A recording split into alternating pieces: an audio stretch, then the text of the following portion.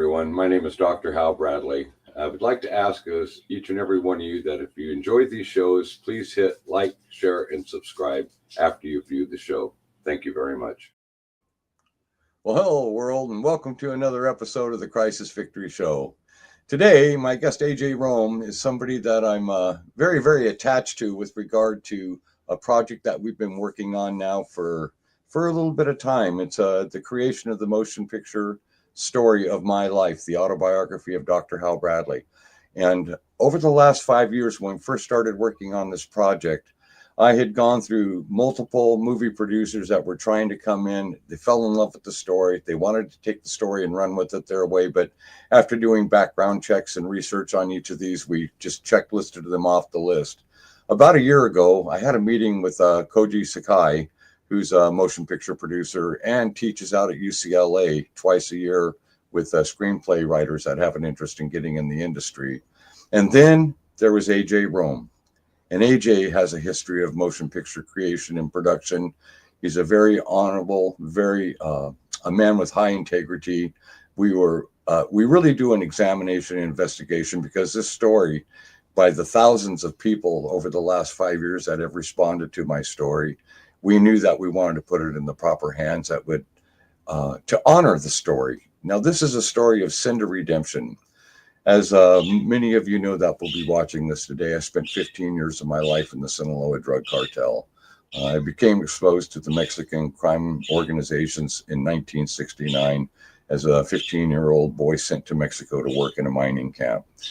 After my military service, I honorably discharged in March of 74, went to college and made a decision on my winter break to go down, say hi to my friends. This is the time of the actual formation and the beginning of the creation of cartels. This was where the organized syndicated families that controlled their regions would start formulating and coming together in unison to be able to mass develop, if you will, their interesting enterprises that they were affiliated with.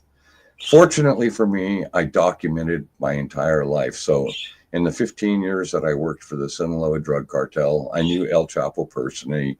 I remember Rafael Cara Quintero when he invented Sinsemilla. He is the founding father of Sinsemilla. And he was also the one that created the largest marijuana growing operation the world has ever seen. And on and on and on. But the point is this, that is all history. And it's all relative to preserving that type of history because history has an impact in the future that comes with all of us.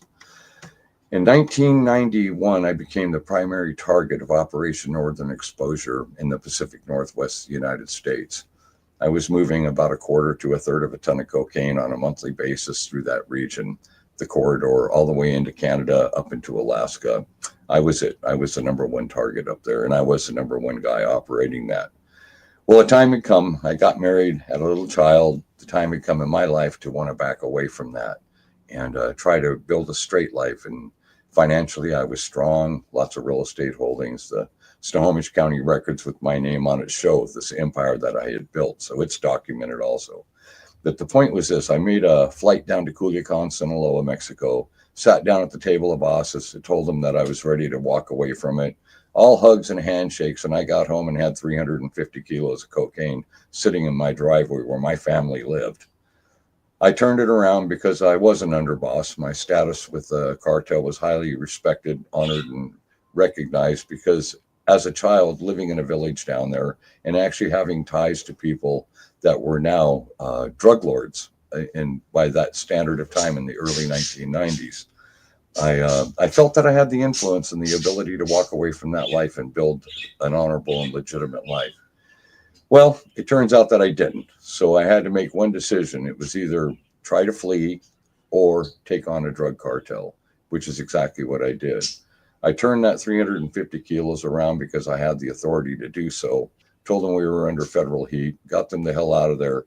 And the next day I walked into the U.S. Attorney's office and said, I'm Hal Bradley. And it absolutely blew them away.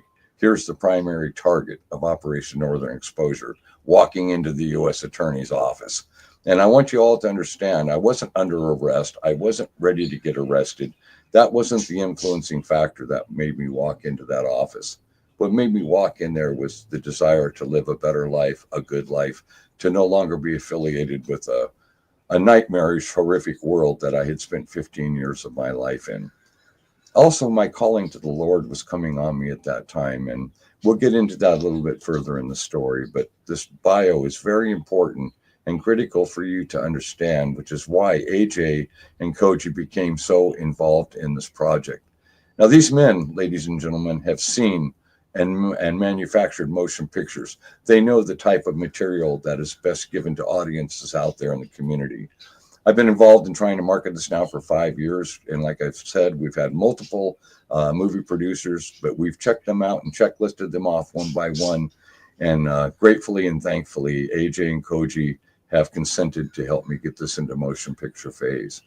Now, the reason I have AJ on today is because so many of you, especially in the last few months, have been reaching out saying, well, why isn't this in motion picture phase? Why hasn't this already been on the screen? We've been waiting and waiting and waiting to see this. Well, there's a process that goes through making this. And who better than AJ, one of my producers of this project, to explain this process to you? And you have to also understand, ladies and gentlemen, neither AJ or Kyoji have ever asked for a dime. They believed in the story from day one. They felt and saw the significance of a true sin to redemption, a true faith-based motion picture series, and possibly a TV series to follow behind that's not like any other that they've ever worked with. And both of them have affirmed that to me. So, that being said, I'd like to take this moment to introduce you to my dear friend, a man that I really love, honor, and respect, AJ Rome. AJ, thank you for coming on my show today. And by the way, folks, this is the 50th episode of the Crisis Victory Show, a major milestone for me. So I'm just so pleased and so honored to be able to have AJ as my guest today. Hi, AJ. Good to see you, buddy. Hey, buddy. How are you? Thanks so much for having me. I'm excited to have you today, and I'm really excited that you can take my audience through this journey. Thank you for doing this. Yeah, absolutely. I'm happy to be here. You fire away. I'm happy to answer whatever questions I can to kind of clarify what this process looks like for everybody.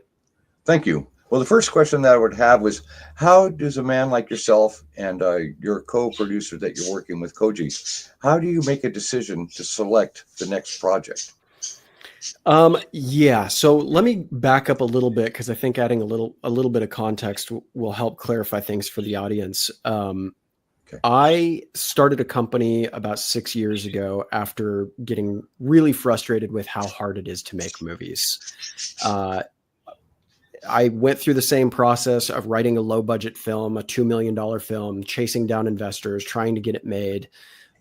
Super easily marketable concept, and I could just not figure out why this wasn't something I could get more interest in, specifically more financial interest. I could get people interested in the concept, but it took me about 12 years of really fighting and eventually giving up on that project and going back to the drawing board and making a film for $1,000 that really kind of drove the point home of the industry needs to see proof. They need to see proof at multiple different levels, and a proof of concept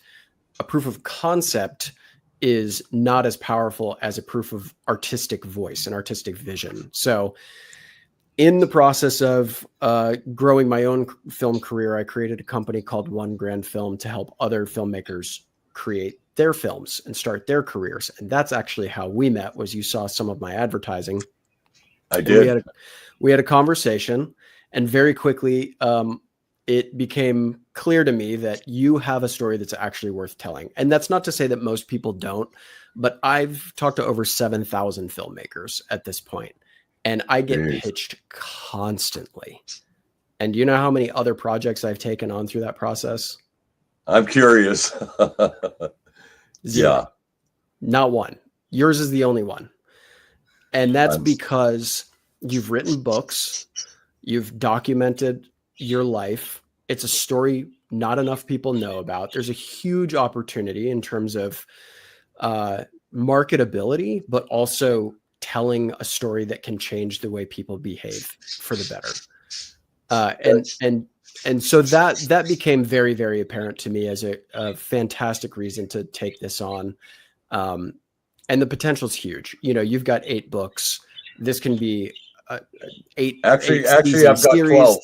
or sorry, 12. Yeah, Jeez, it's okay. Yeah. So yeah, I mean, this could be a multi-season series, TV series, or it could be, the next Mission Impossible. And that's what we're out to create.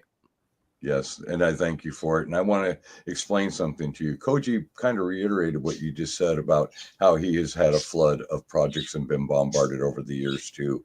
This one really hit him. And what really impacted me the most about the two of you gentlemen is you're not focusing so much on this drug cartel guy. You're focusing on the faith-based transition, which is fully documented. How I walked away from hell, literally. Went to prison, was pulled out of prison, recruited by the Department of Justice, and I spent 17 years of my life as operating as a contractor, multiple foreign countries. I've been kidnapped in Culiacan, interrogated and tortured. I was captured in El Salvador back in 2003 and was rescued after 7 weeks of captivity and torture. The story goes on, and I still went back and did the work that I needed to do to change my life and transform it. I finally walked away from being an operator after 17 years in the year 2018.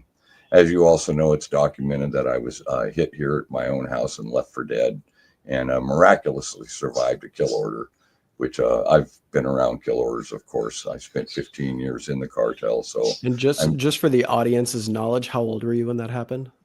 65 years old. And that's pretty crazy. But you know what? When I was in, I'll say October 19th of 1994 at 3:30 in the afternoon, I'd just come out of court. I was sentenced to 8 years in federal prison because of the work that I had done 19 months prior after I walked in to reduce a mandatory life sentence all the way down to an 8-year sentence. The cost of cocaine had jumped as much as $2,000 a kilo by the time the dust had cleared from the work we had done. And I was assigned to DEA and U.S. Customs. Customs was the front-running company because I was international. But the bottom line is this.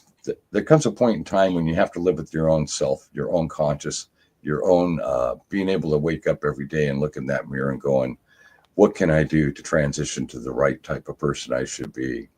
But in that moment, AJ, and I don't know if I've ever explained this to you, on October 19th, as I got put in that holding cell, my wife had just served me divorce papers a day before. I knew I had a $100,000 contract out of my life. I'm getting ready to go into a prison system where it's real easy to hit people. I had been in Folsom back in the 1980s and did a 3-year sentence in Folsom Prison. So I was there during the real dangerous times. That's before cameras were put up and all of that kind of stuff. It was a transitioning moment for me. But anyway, I dropped to my knees in that cell and I says, God, I can't do this anymore. And if you're real, can you come into me and save me from my own self? And in that moment, an inmate walked into my cell, knelt down beside me, put a hand on my shoulder, and started praying. Seconds later, another one came in, got on his knees, put his hand on my other shoulder, and started praying. And it was in that moment that the bonds of all of that hatred and anger and evil literally vanished from my soul. Now, bear in mind, this is 1994. That's 30 years ago. And I have never, since the moment of my transition, kind of like Saul on the road to Damascus, when he was put down and the scales were put on his eyes, and he was taken to the house of Ananias. And Ananias says, why the heck did you bring him here? He rounds up Christians and feeds them to the lions. But Saul had the scales lifted by Ananias and instantly translated into the Apostle Paul. That's the best way that I can relate to what happened to me in my transitioning. So immediately when I entered the prison system, I plugged into a seminarial courses I could get through Assemblies of God. Ended up in Springfield. I was dying of a terminal liver shutting down. And I volunteered for an experimental drug. And here I am 30 years later, alive and well. But in the 2.5 years during that time that I was doing my seminarial studies, I became assigned as a hospice counselor, taking fellow prisoners through the dying process. So my seminary study room was in the death rooms of these men that were dying in prison without family, without friends. They were dying where you were the only resource for them to have something humane in their life. And I'd be cramming on those books and studying like crazy with a hand on their shoulder and rubbing their arm and being there in any possible way I could in a humane way. And it was very humbling. 24 men died during my time where I was the only person with them in those prison cells. And that too was a translation. And as you know, AJ, you've worked with me now for a year, and you understand my true calling has been to the homeless, to the destitute, working in the trap houses. I have rape victims that are brought to my house here. I have overdose cases that are brought to my house here. Even the Veterans Administration provides me with the Narcan kits and stuff to where I can revive people. I'm really, really plugged into it. And this, everybody, is my 21st year of having that type of ministry. During that time of ministry, AJ, I would be the first 3 years I was installed as a senior pastor and given a small country church under Bishop LaFall of the Full Gospel Pentecostal Church Society in Seattle. I was up in Granite Falls where I was installed as a senior pastor. And I can remember full well sitting there on Wednesday nights and preparing my sermon for Sunday morning, and the phone would ring and they'd say, pack a bag, you're on your way to Costa Rica in the morning, or pack a bag, you're going to Acapulco, or pack a bag. These calls would come in, and here I am in the ministry, but at the same time, I'm living this life as an undercover operative and contractor for the Department of Justice. And it was all clear to me. It was never confusing. And I actually had to sit down with my bishop after, I would say my second year into jumping out of the pulpit and going down and buying 500 kilos of coke in Costa Rica, or down there taking down a group of very, very dangerous people in the state of Oaxaca, Mexico, on and on and on.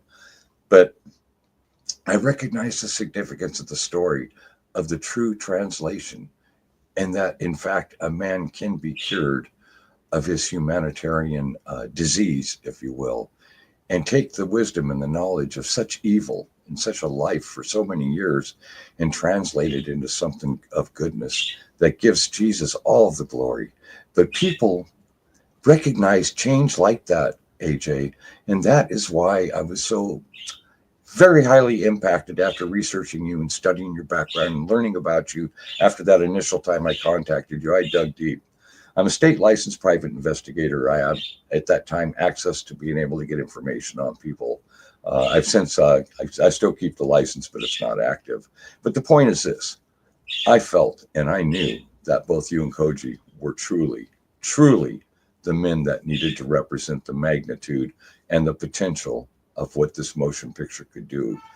And sin to redemption is everything to me. I want other people like me that may be high-level narco-trafficantes or involved in human trafficking or involved in whatever type of high-level criminal activity they're doing in an organized crime syndicated family or a cartel, and to know that you do have an option. And there's always a price to pay, AJ, when we translate into that which we should be, which is goodness and kindness and humane compassion to a very, very graphic and hard world that we all exist in mutually and together. And it's been an honor these last 21 years to sit on a sidewalk next to a starving person and put an arm around them and pray with them and feed them. And by the way, even last night, I had 4 more guests over at my house for dinner. My door is always open to feed. My door is open to pray. And my door is open for someone that just got raped by 4 or 5 guys. I've had many of those. And they can't go to the hospitals because they have felony warrants on them. And they're going to end up getting dope sick because they're going to get arrested and put away. And my attitude about that, AJ, is it's never up to me to judge them. It's up to me to serve them. End of story. And the reward comes back a year or 2 later when a prostitute, I'll use as an example, that I knew had been gang raped and brutally beaten. And I kept her here at my house for a few days and did her laundry, fed her meals, let her relax on a couch. And she knew she didn't have to trade her body for a place to where she could have sanctuary while she healed. Well, 2 years after that, the month of November, I get a knock on the door, and there she is, clean, pure, beautiful, holding a child, and a man was with her, and this was her husband. And they had built this magnificent, beautiful life, and both of them were weeping. They were in tears, and they were saying, I have never, ever, Pastor, ever forgotten what you did for me and how you translated me. And brother, that's the beginning of when I really wanted to get this into motion picture phase. And I knew that God would guide this to the right people at the right time. And the reason you're on the show today, part of the reason, is to explain the time frame of creating this, because I get countless people asking daily, why isn't this a motion picture? Why isn't this a TV series? Why isn't this? Why isn't that? And I don't have the knowledge to explain it to them. Yeah. So So yeah, no, I'd love to jump into that because so thank you. what traditionally happens is when you see a big movie that gets, that gets theatrical distribution or ends up on the front page of Netflix or whatever, those are generally films that are packaged within a major agency like CAA or WME. So basically they've got people within that find scripts from their represented writers that have a lot of credibility in other areas. They've written other TV shows, they've written other big movies. They write the movie, they license the IP, and then they package the actors within that agency. So they'll find the top 5 or 6 actors that are going to lead the film, and then they will put a price tag on that, and then they'll go shop it around. And so your film, if it was made that way, would probably be around $60 to $80 million because they're already packaging in the pay rates for those major actors. Right. This is why so many films get stuck in what's always called development hell, like where a film is being developed and it'll spend 3 to 5 years and most of them die. I mean, most films never ever make it to the screen. Koji and I knew that going that route is very, very likely that the film would never get made. So instead, what we're doing is we're using another proven method to get a film made, which is to write the script, engage a casting director. So you go directly to the person who is normally in charge of finding the lead actors for films, the ones that that aren't originally packaged with the film. And they can get directly to those big actors and their agents and put the scripts in their hands. From that point, it's about finding seed money, development money to lock them in, to get them to sign a letter of intent, and to lock down a schedule and a day rate that actor will work for. This greatly reduces the budget of the film. Plus, you have the opportunity to give them back end points so they can actually bankroll the film off their own name. And so instead of them saying, I'll take $5 million up front, they could say, I'll take $65,000 up front for a piece of the back end. And in a case like this, where we make a movie for $5 or $6 million, if it goes to make 50 or 100 million, they'll make way more just by attaching their name and taking a small bit on the front end. I see that. Yeah. So this is where we can really reduce that upfront number and get the movie done on a more indie level. But all we need to do is prove the story. So then it's a game of marketing. We say we jump from today to 18 months from now, we've got a finished film, which I think that's the timeline. I think from right now to finishing the script, getting the casting directors to get it in the hands of the actors, getting the LOIs, raising the funds off of the LOIs from these big actors that, have agreed to do the film, shooting the film next year and getting it finished by probably Christmas of next year. At that point, we've got all the value. The value is there. Now it's a marketing game. Now it's how do we reach a saturation point to get as many people to watch this film as possible? And then things get really interesting. There's a case study of a guy named Mark Toya.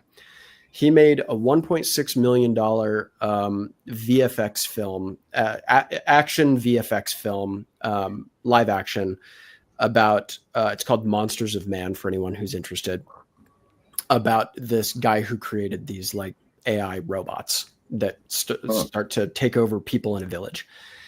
He didn't go the traditional distribution route where he went from studio to studio hoping he would get money. In fact, he had a bunch of offers for about $1 million a piece, but based on his friends and the knowledge that he had from his filmmakers, they said that those deals can fall through really easily and they can take about 12 months of jumping through hoops to get $1 million.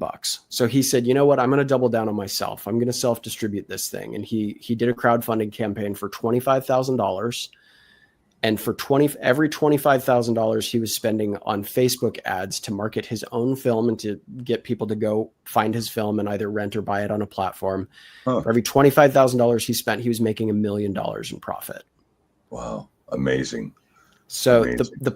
so he reached that saturation point where everyone had seen his film. He still retained 100% ownership, and there was no distribution company taking half of the profits. So he made all of that hand over fist. That's just one possible example of what we plan to do with this. I'm a huge fan of film festivals. I think you build a seed audience at film festivals. I think you become a shoo-in if you've got big names attached, because the festivals can market it themselves. So they'll do a lot of the marketing for you. And then it's just a matter of proving that movie, that IP, that storyline has enough of an arc that people will show up for a second one. And that's when the budgets get really interesting. James Cameron's first Terminator movie was a $6 million film. His second one was a $90 million film. Yeah. And that became a franchise. And this is kind of the potential that we're talking about with your story as well. I think that there's obviously so much content, rich story there to explore in 1,000 different ways, that all this has to do is just prove that there's an audience willing to watch your story. And I think that'll be a fairly easy job. Thank you, AJ. And another part of that is we cover government, we cover criminality, and we cover religion, faith. And as I understand it, Koji was telling me that you guys are going to put a stronger emphasis, if you will, on the faith-based faction of a man that came out of deep sin and deep peril and became this man of God in serving humankind. And I was so glad to hear that, because, it isn't about, there's a lot of stuff on cartel wars. There's a lot of stuff on that, but I've never, ever met another pastor in my life, or any operative like myself for 17 years, that would sit there on a takedown and put a hand on a guy's shoulder as he's face down in the dirt and pray for him and have him weeping, saying, "Thank God it's over. Thank God it's over." Well, I've been there. I know that. I know what that feeling is, brother. And in the 11 books that I wrote, my action adventure novels and my own autobiography, which I take people through the timeline, I left a lot of stuff out of the autobiography, but I do have the documentation, as you well know, to corroborate this entire journey.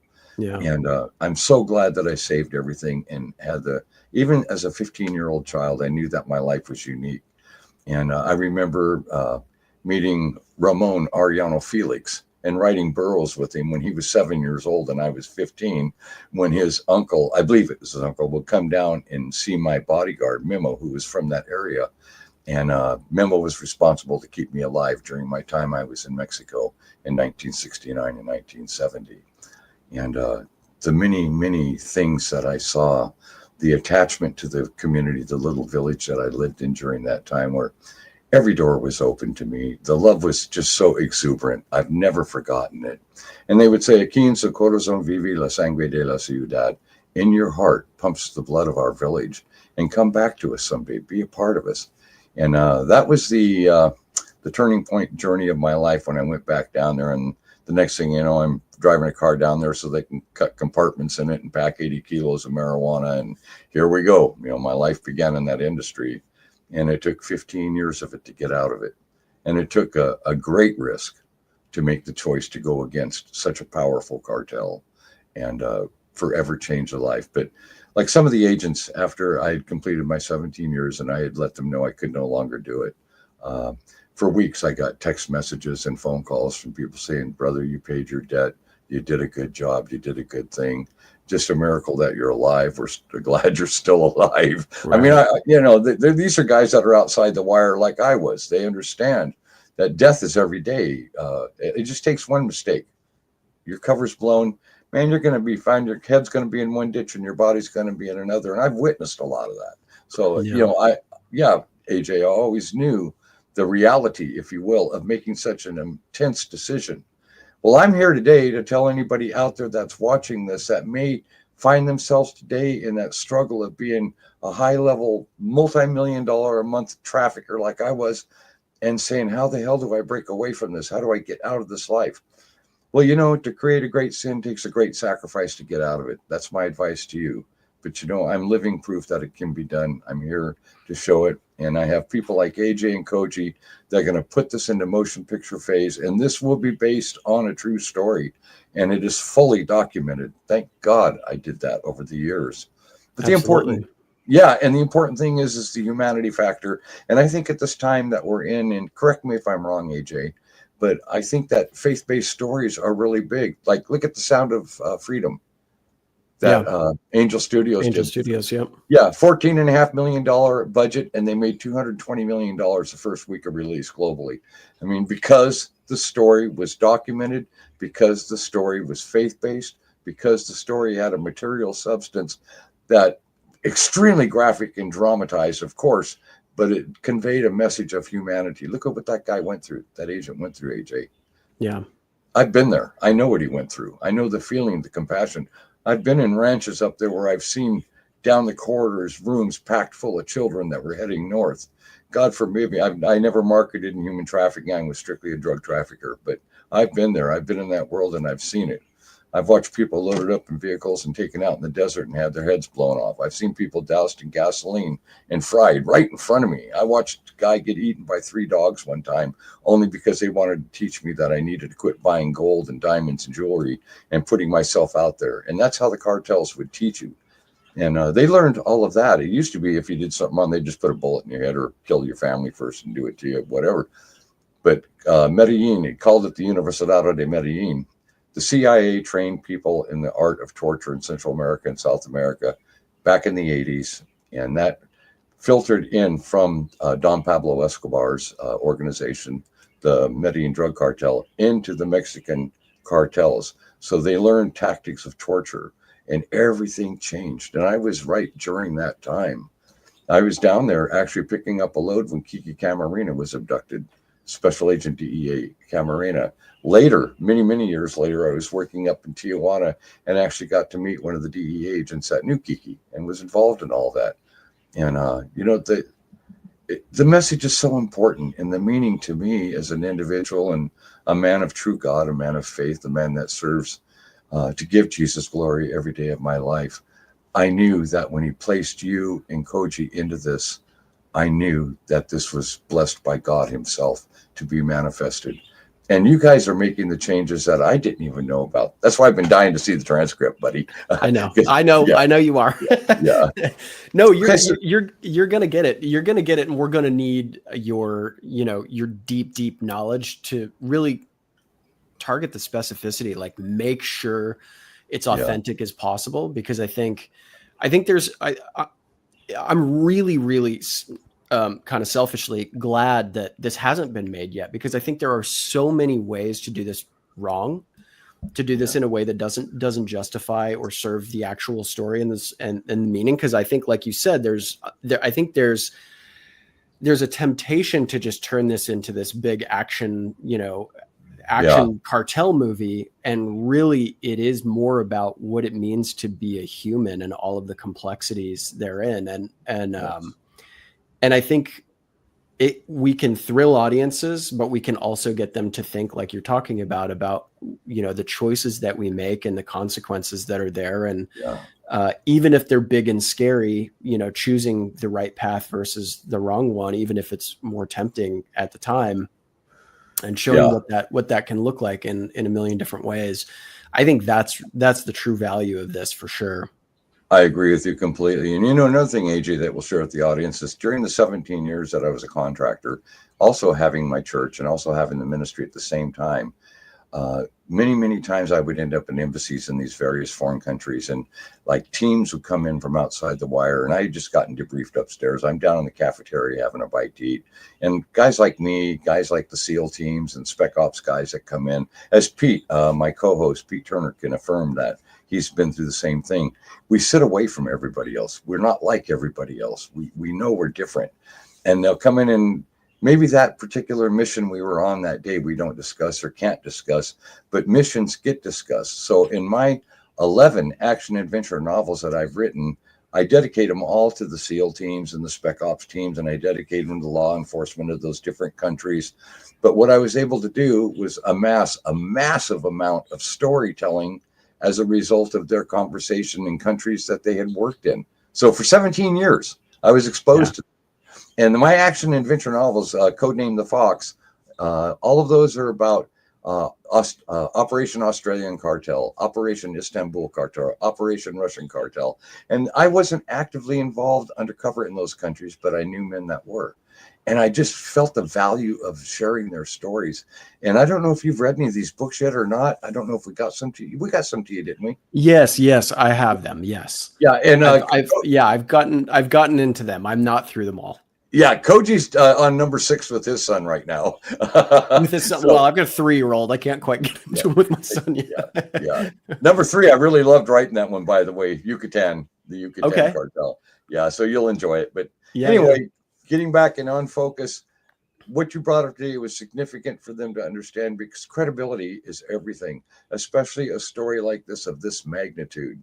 And I'm just so honored that I was able to filter out other people that were coming at us and coming at me and Victor both and trying to get the story. And we felt like they were trying to steal it, AJ. Yeah. And Victor, by the way, audience, he's also a financial investor, but he is my agent under contract. He's the one that will review any contract offers and protect us all, which both you and Koji deserve and will have coming with that, of course. But this is a very complex, and we lost a few $100,000 through the Hollywood process, making those mistakes. Yeah. And I'll never forget it when I met Koji that day. I was down there doing an interview on the Connect show and with John Mitchell. And I just completed the interview and we're at the hotel. And I saw a thing on Koji, kind of like I did you. And just on a whim, I hit it. So he drove across LA that night, came over there to the hotel and sat down, reviewed the story, looked at what I had brought with me that I was going to be giving to the Connect to verify my story. And he says, man, he said, I'm in. He said, I'm flat out in. This is amazing. And that was my first real construction. And then you, AJ. And I believe truly that God led that, because when I started looking into your background and the stuff you've created, and, I found nothing negative at all. I just found a guy with a lot of integrity, sincerity, and most importantly, a belief in the story. If you don't believe in it, you can't create it. I agree. 100%. Yeah. And I can't. Thank you. Thank you. No, I'm so happy to be here and happy to be a part of it. Like I said, I feel very selfishly lucky that nobody was, able to kind of pick this up and run with it, and that Koji and I get to do that with you. So I'm so stoked for it, for sure. And he feels the same way, and he thinks so highly of you, AJ. When we're talking about you, he is so glad that you are on board with this, because both of you have other things going on all the time too. But now you have each other, and that you can trust one another, because you both have the same vision in the same direction that you want this to go. And you're right about the potential. I mean, you're talking documentary, motion picture, TV series.